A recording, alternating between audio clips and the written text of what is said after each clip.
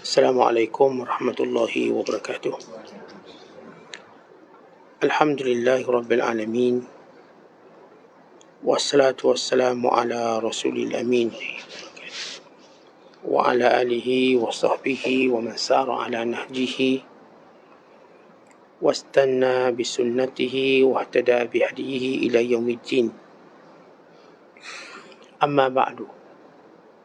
Qala al-musannifu rahimahullahu ta'ala wa nafa'ana Allahu bihi wa bi'ulumihi fid darain amin.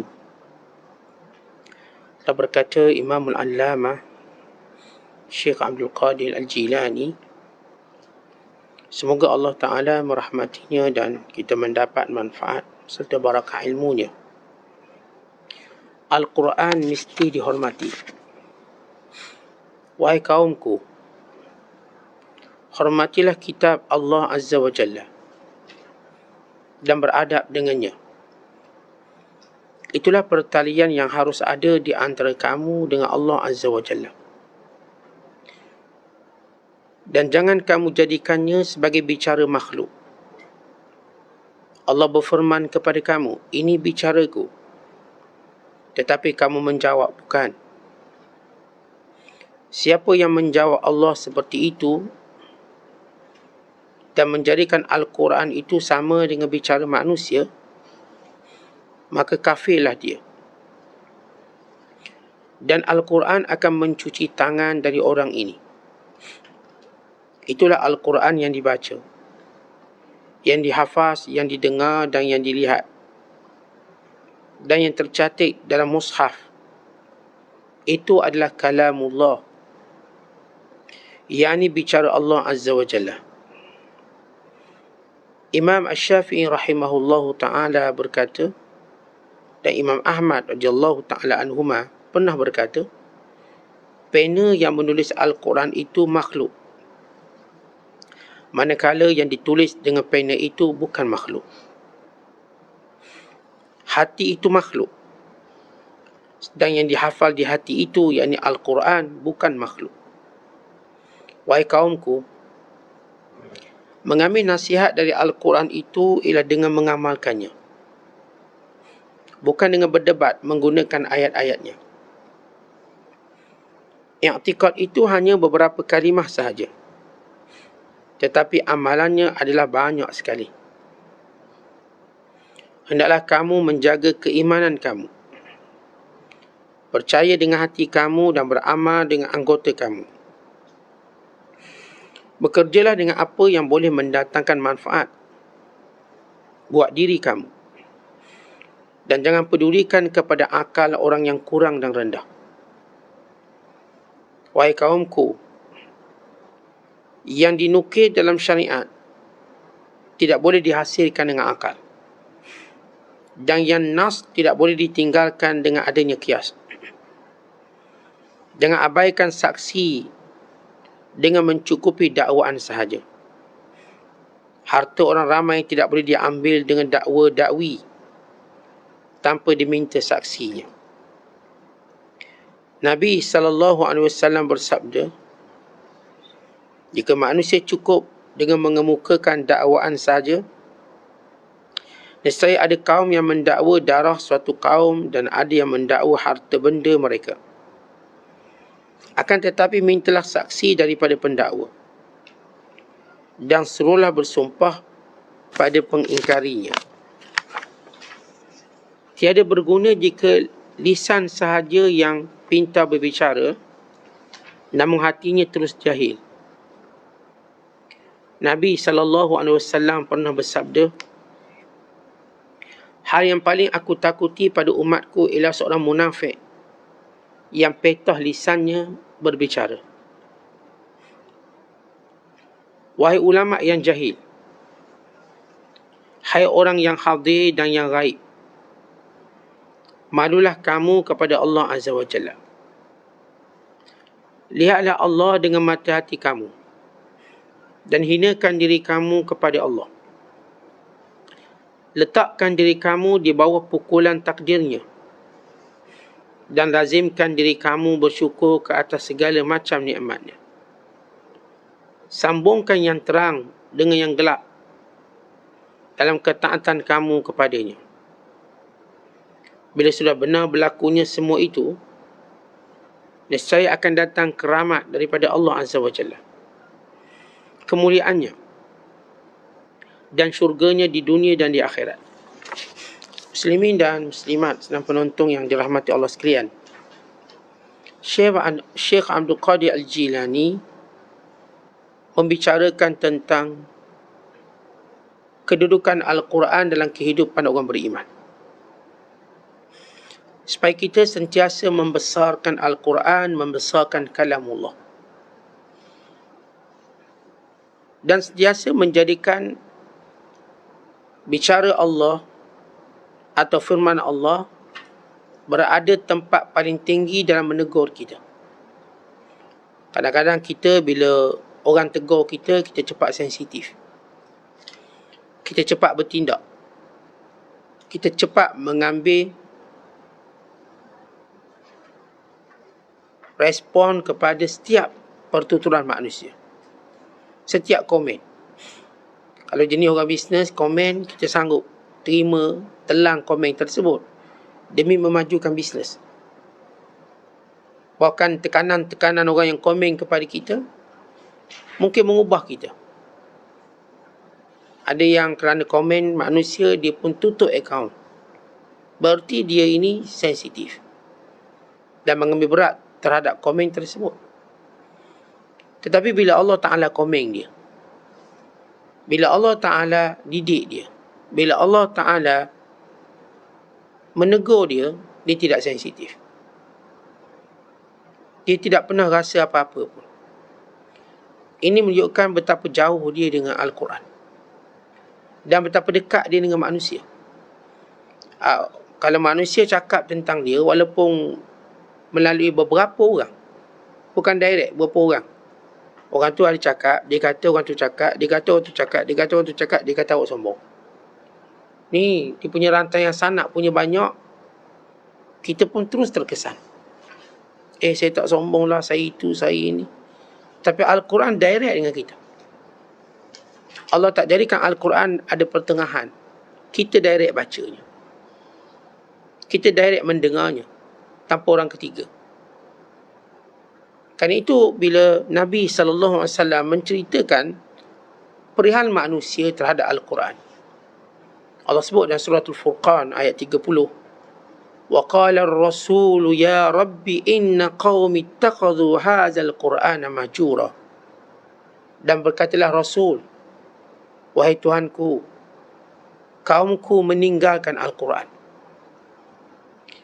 Kalau kita baca ayat ini, bila Allah menceritakan pengaduan Nabi Muhammad SAW bahawa kaumnya meninggalkan Al-Quran, ya memang ayat ini diturunkan bersempena dengan perangai dan kejahatan musyrikin Mekah yang tidak mahu mendengar Al-Quran. Sebahagian mereka mengambil kapas letak kat telinga. Sebahagian mereka berpesan-pesan, jangan dengar Al-Quran daripada mulut Muhammad, ia sihir. Sebahagiannya seperti Nadhr bin Haris, antara pemimpin musyrikin Mekah yang dianggap pemidatu terhebat pada zaman dia. Dia kata Muhammad cuma bawa cerita, cuma bawa fiction, asatir, dongeng. Dengar cerita aku. Cerita aku lagi menarik. Aku akan cerita tentang Rustam, Panglima Parsi. Aku akan bercerita tentang kisah-kisah ajaib negara Parsi, yang waktu itu Parsi empire besar. Maka Nadhr bin Haris kumpulkan orang dengar cerita. Tak payah dengar Quran. Walghaw fi, jangan dengar. Ini asal maksud turun Al-Quran. Namun para ulama, sebagaimana kita tuan-tuan, kaedah Al-Quran walaupun apa pun sebab nuzul, al-ibratu bi umumil lafzi la bi khususis sabab. Pengajaran Al-Quran diambil daripada lafaz umum, bukan kerana sebab yang khusus. Sebab tu ayat ini bagi menceritakan keadaan musyrikin Mekah. Namun para ulama berkata, ini juga keadaan hal umat Islam yang meninggalkan Al-Quran. Bagaimana mereka meninggalkan Al-Quran? Hajrul Quran. Sebahagian mereka tidak mahu membacanya. Sebahagian mereka tidak mahu mendengarnya. Sebahagian mereka tidak mahu tadabburnya. Dia disibukkan dengan hukum tajwid dan juga lagu tarannum, tapi lupa untuk tadabbur. Maka ini juga hajrul Quran. Sebahagian mereka tidak berhukum dengan Al-Quran. Hukum, ambil hukum penjajah belaka. Quran tak ada. Walau dalam Quran tu ada hukum yang banyak. Sebahagian mereka meninggalkan Quran dalam rawatan. Pergi berobat untuk momok, untuk pawang, untuk bating. Dalam Quran ada ayat-ayat rawatan. Wa nunazzilu minal Quran ma huwa shifa' wa rahmatun lil mu'minin. Kami turunkan Al-Quran, antara fungsinya ialah penawar kepada penyakit dan rahmat kepada sekalian orang beriman. Dan di antara orang yang meninggalkan Al-Quran, yang berbulan berlalu dia belum khatam Al-Quran. Setengah ulama meletak minimum orang itu dianggap meninggalkan Al-Quran ialah melepasi sebulan dia belum khatam Quran. Berarti ditinggal Quran. Jadi kalau kita kira tuan-tuan sekalian, sebulan sekali khatam, berarti kita baca sehari juzuk. Satu juzuk ni, kalau kita baca lancar 10 minit. Sederhana, lancar 20 minit. Yang jenis tak berapa lancar, mungkin pergi pada 40 hingga 1 jam. Saya rasa paling lama pun 1 jam, satu juzuk. 1 jam, satu tempoh yang sedikit. Sebab hal lain kita buat banyak. Kita sembang 2 jam, 3 jam. Kita tengok TV pun 3 jam. Kadang-kadang kita termenung sebelum tidur pun 1 jam setengah. Masuk tidur pukul 10, golek. Atas bawah. Lepas buka aircon, buka kipas, tutup aircon pula. Buka pula kipas, sekian. Tengok jam, pukul 12, baru tidur. Tetapi manusia membiarkan masa tanpa membaca Al-Quran. Ya, setengah ulama melihat ataupun mengatakan kalau seorang itu sebulan berlalu dia belum khatam, dia juga termasuk dalam ayat ini, meninggalkan Al-Quran. Cuma dia ada ranking lah. Yang tinggalkan Al-Quran sampai peringkat jadi kafir, ya, itu yang tertinggi dengan menafikan kemuliaan Al-Quran. Yang meninggalkan Al-Quran dengan maksud cuai dan lalai, maka ini pergi kepada zalim, pada fasik. Yang meninggalkan Al-Quran yang tidak istiqamah membacanya, maka ini menjadikan imannya menurun. Tentang membaca Al-Quran, iman kita naik.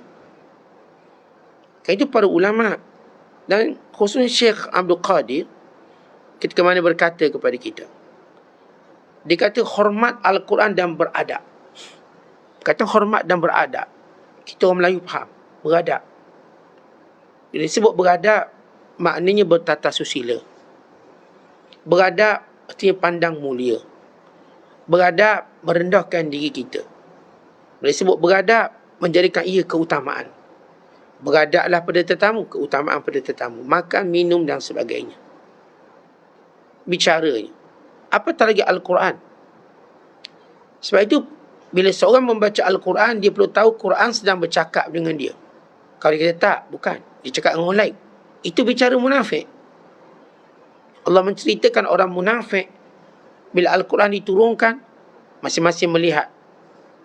Hal yarakum ahad. Masing-masing tengok. Yang ni tengok. Kena kat kita tak? Tak kena. Mereka kata tak kena, tak ada kaitan. Sarafallahu qulubahum. Maka Allah Ta'ala pun memalingkan hati mereka. Sehingga Al-Quran langsung tidak berfungsi pada mereka walau satu ayat. Al-Quran ni tuan-tuan fungsinya jauh lebih hebat pada obat. Kalau seorang doktor kata, cik demam makan ubat ni, kita yakin fungsi dia. Kalau kita ada masalah apa-apa, seorang bercakap pada kita, masalah ni selesai dengan macam ni, kita yakin fungsi. Hari ni kita coaching, ramai orang terlibat dengan coaching, bisnes ke lah, coaching tentang kait dengan psikologi. Kita ada sifu, master, grand master, apa pun nama, ajar kita, coach kita, begini. Kita yakin kesan dia. Lalu kita pun tidak teragak-agak buat. Dan kita nampak berjaya dia. Sebagaimana saya katakan, seorang jumpa doktor, kita mengadu sakit itu, sakit ini, doktor pun bagi ubat ni. Atau kita mengadu kesihatan kita tak macam dulu, doktor kata, ni bagus, vitamin C. Awak makan banyak vitamin C, awak akan sihat. Awak makan buah limau, dia ada vitamin C. Kalau boleh dengan kulit-kulit awak makan. Kita pun, ya, percaya kita. Kulit pun kita makan. Blend sekali dengan kulit. Jangan letak gula tau. Ini bagus untuk kesihatan kita pun makan. Doktor kata jangan makan gula putih. Inilah pembunuh terbesar penyebab kenciman ni. Kita patuh. Saya dah tak ambil gula. Sebab saya nampak kesannya tubuh badan saya ringan. Timbangan saya ringan. Semua orang percaya kepada bicara-bicara manusia, khususnya yang mereka anggap expert, pakar. Yang mereka anggap punya kemampuan dalam keilmuannya. Tiba-tiba bila bicara Allah, dia pandang sepi. Kesilapan pertama, dia menganggap bicara Allah, kalamullah itu cuma kalam biasa. Dan yang kedua, bila dia melihat apa yang diturunkan itu tak ada kena-mengena dengan dia. Dan yang ketiga, dia tidak layak tafa'al. Dia tidak bereaksi dengan Al-Quran. Dan yang keempat, dia tidak berta'athur, tidak memberi kesan kepadanya.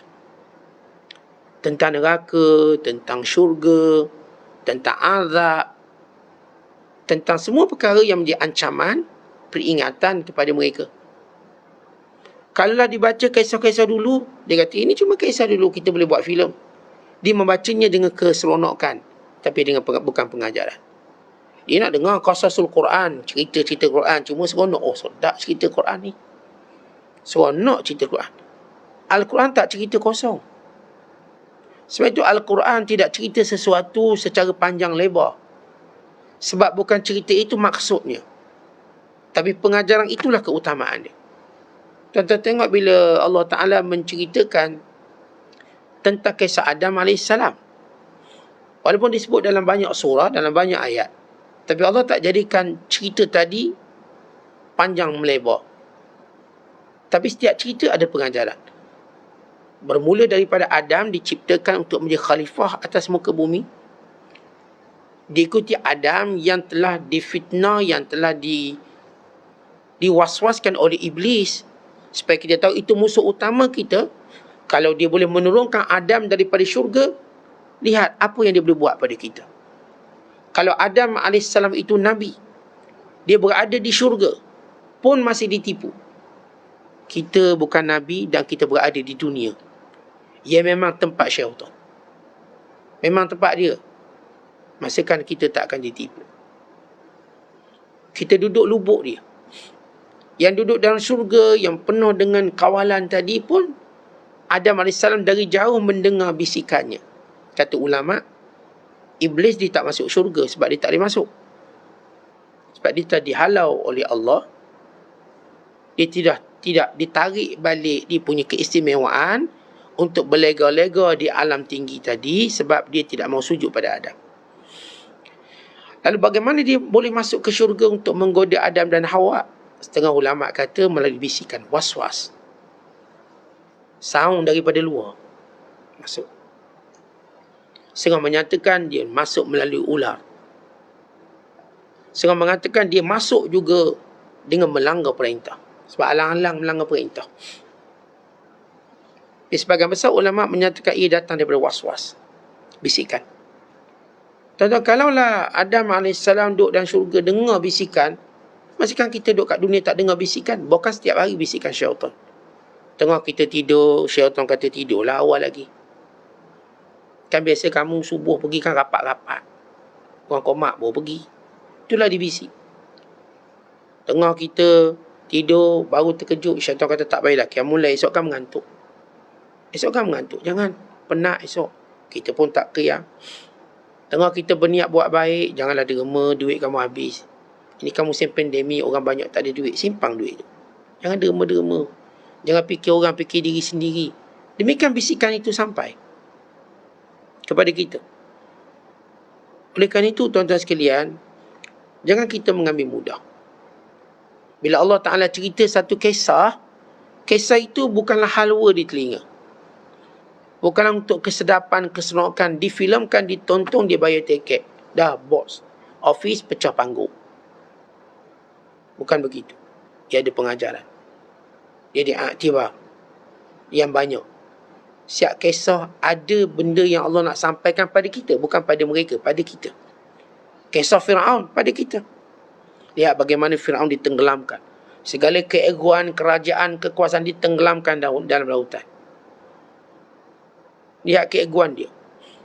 Tapi lihat Musa, bila ditunduk dan patuh pada Allah, Allah apungkan di atas laut. Waktu kecilnya dia apungkan atas laut. Bila dewasanya, dia membelah laut. Supaya kita belajar berwatak seperti Musa AS. Tunduk dan patuh sehingga seluruh makhluk Allah ini seperti kita. Kita tak kagum pun pada makhluk. Kita kagum pada Khalik pencipta kepada makhluk. Sebab itu kata Syekh Abdul Qadir, siapa yang bila Al-Quran berbicara dengannya, dia kata bukan, dia tak bicara dengan aku. Dan kemudian menganggap Al-Quran sama dengan bicara manusia, alah Quran macam orang lain juga, maka dia boleh jadi kafir. Bila kita sebut Quran ni bicara kepada kamu, tak, dia tak bicara dengan saya. Dia bicara dengan orang Mekah dulu. Al-Quran ini bercerita tentang orang zaman dulu, bukan zaman kita. Kita zaman moden. Kita ni yang bicara dengan kita ialah WhatsApp. Yang berbicara dengan kita ialah ni, video callnya dan sebagainya. Al-Quran tidak berbicara dengan kita, maka orang ni telah terkeluar dari Islam. Al-Quran walaupun dia bicara tentang umat dulu, dia berbicara dengan kita. Walau dia berbicara dengan Nabi Muhammad SAW, dia berbicara dengan kita. Sebab itulah Allah suruh kita tadabbur Al-Quran. Kata Imam Syafi'i dan Imam Ahmad radhiyallahu ta'ala anhuma, pena yang menulis Al-Quran itu makhluk. Tapi yang ditulis itu bukan makhluk, kalamullah. Suara yang membaca Al-Quran itu, suara itu makhluk. Tapi Al-Quran yang dibaca itu bukan makhluk. Tulisannya ditulis itu makhluk. Tapi Al-Quran itu ialah Al-Quran ialah kalamullah. Yang kita cetak kertas tu ia makhluk. Tapi kalimahnya itu adalah kalamullah. Supaya kita tahu ini kalamullah yang perlu kita jaga. Sebab itu para ulama menyatakan mushaf kita ni tuan-tuan, kita tak boleh pegang melainkan dengan berwuduk. Bukan haram kita jadikan mushaf sebagai bantal. Kalau kita ambil Quran ni, kita letak buah kepala buat tidur, haram. Atau meletakkan sesuatu pada Quran ni, Quran atas ni kita letak handset kita, maka dia larang. Ataupun bertongkat dengan Quran ni, Quran kita pun tekan dia, buat tongkat biar lembut sikit. Ataupun kita membelek helaian Quran dengan air liur kita, ambil air liurnya, tidak dibenarkan. Quran tidak boleh kena benda kotor. Atau kita menconteng Al-Quran, conteng. Akhirnya bila baca Quran serabut dengan contengan dia, jangan. Bukan setengah ulama melarang seorang meletakkan sesuatu antara Quran. Kita antara Quran tu letak gambar kita. Ataupun antara Quran tu letak duit RM100. Senang. Sebab apa? Pencuri tak curi sebab dia tak baca Quran. Mana awak tahu? Sebab saya pun tak baca. Oh, mudah dia punya sinopsis. Maka setiap helaian Quran dia letak cek RM10,000, cek RM10,000, ni duit dia. Quran ni gemuk sebab duit dia. Maka dia larang. Quran bukan tempat simpan duit. Jauh sekali tempat simpan cek ataupun simpan apa benda lah. Antara Quran ni tuan-tuan, jangan ada suatu pun benda lain. Kertas ke, jangan. Ia satu benda yang sempurna. Allahumma illa, melainkan kalau tali kita nak jadikan sebagai tempat baca tanda. Tapi yang boleh rosakkan Quran jangan. Kalau zaman saya ngaji dulu, kita ada penunjuk Quran, lidi, kita letak ni jadi gemuk Quran, pun dia larang, kerana merosakkan Quran. Yang jenis letak Quran dalam kereta, sampailah kepanasan kereta sehingga bengkak Quran, hukumnya berdosa. Letak Quran depan ke Quran belakang, kononnya nak elok daripada aksiden, tabaruk. Tapi membiarkan Al-Quran dengan kepanasan suhu tadi, sampai Quran tu jadi gemuk, bengkak. Cuba letak dia depan tu, tengok biar dia bengkak. Tak boleh rosak, matilah saya. Tak mati kamu lebih mudah daripada menghina Al-Quran. Perbuatan menghina Al-Quran. Sebab itu tuan-tuan sekalian, bila kita bercakap tentang memuliakan Al-Quran, maka kita ada cara memuliakan secara qalbiyah, hati kita. memulakan Al-Quran secara dalaman dan memulakan Al-Quran secara luaran, zahiriyah. Yang qalbiyah ni tuan-tuan, ini ditekankan oleh ulama, iaitu yang disebut sebagai al-ma'rifatu qalbiyah, al-adabul qalbiyah, adab-adab yang berkait dengan hati. Waktu mana kita membaca Al-Quran, pertama kita tahu ini kalam Allah, ini kalam Allah, bukan kalam manusia biasa. Kalau hari ni orang berebut nak baca tweet pada pemimpin, ahli politik, ahli korporat, walaupun 2 patah, mereka nak baca. Dan ini mungkin masuk surat khabar. Al-Quran lebih hebat pada itu. Sebab itu aslul kalam, kata ulama. Asal kalam Al-Quran ini bukan dari manusia. Ia mukjizat. Setiap yang kita baca dapat pahala. Setiap yang kita baca diampun dosa. Setiap yang kita baca diangkat darjat. Setiap yang kita baca bertambah mulia kita. Ini aslul kalam. Perkataan-perkataan lain tuan-tuan baca belum tentu dapat pahala. Tuan-tuan baca Facebook orang tu, Facebook orang ni, barangkali sakit hati, barangkali jadi tak keruan dan sebagainya. Kerana kalam manusia lebih banyak penyakit dari obatnya. Kalamullah ialah obat dan penawar pada manusia. Perkataan manusia ni tuan-tuan, kalau kita letak daripada 1 hingga 10, 1 je jadi penawar, 9 lagi penyakit. Tension, sakit kepala. Setiap kali kita dengar orang bercakap, tak banyak kita dapat ketenangan. Melainkan kalau dia bercakap dengan apa yang Allah perintahkan, apa yang Nabi perintahkan. Kalau bercakap berdasarkan nafsu dia, setiap perkataan dia sakit telinga kita dengar. Pedih hati kita dengar. Ini bagaikan disiap-siap kulit hati kita. Dek perkataan dia. Tapi manusia nak dengar juga perkataan manusia. Yang kedua, kata ulama, ialah ta'zim munazzilihi, membesarkan yang turunkan Al-Quran. Tuan-tuan, kalau surat tu datang dari istana, urusan yang dia Pertuan Agong, urusan sultan sekian-sekian, dia dah tulis depan tu, dia stamp pun tak ada. Sebab apa? Ini urusan negara. Kita dapat pun tuan-tuan, kita dah gementar, takut, bimbang, bercampur perasaan kita. Kenapa? Kehebatan surat ni. Sebab urusan yang di-Pertuan Agong. Ini Al-Quran, urusan Allah kepada kita. Sebab itu membesarkan yang menurunkan Al-Quran. Yang ketiga, kata ulama, ialah menghadirkan hati setiap kali baca Quran. Hati kita tuan-tuan jangan lalai. Jangan ngaji Quran, duk ingat nak sarapan pagi, baca Quran, duk ingat nak keluar pagi, nak ke pasar lagi. Jangan baca Quran, nanti duk serabut, lepas ni nak buat benda lagi. Teringat kebun, teringat itu, teringat ini. Jangan. Aneh kita kalau buat urusan duniawi, tak datang pula Quran dalam diri kita. Bila tengah baca Quran tu, macam-macam datang. Maka adab kita khudurul qalbi. Dan yang keempat, kata ulama, tadabbur al-makru wal-masmu'. Maksudnya, kita tadabbur Al-Quran, wa imma yang kita baca, wa imma yang kita dengar. Sebab itu tuan-tuan, makro dibuka Quran kedai-kedai kopi, dibuka Quran di tempat-tempat orang bising. Sebab orang tak dengar. Kadang saya pergi jamuan, jadi tuan rumah pun buka Quran. Saya kata boleh tak tutup? Kenapa tutup? Kan bagus. Sebab orang tak dengar. Jadi kita tak beradab dengan Quran. Kalau dibuka untuk kita dengar, tak apa. Sama juga kita dalam kereta tuan-tuan. Sembang, kita sembang buka Quran. Tapi sembang.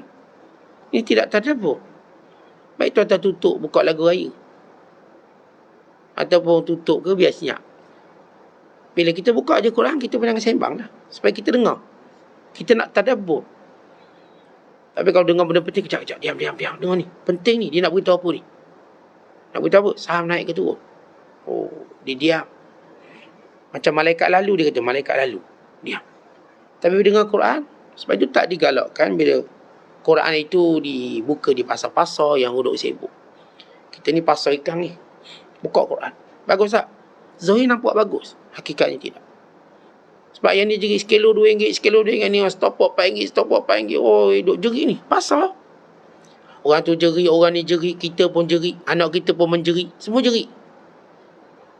Maka, apakah betul Al-Quran dibaca atau diperdengarkan?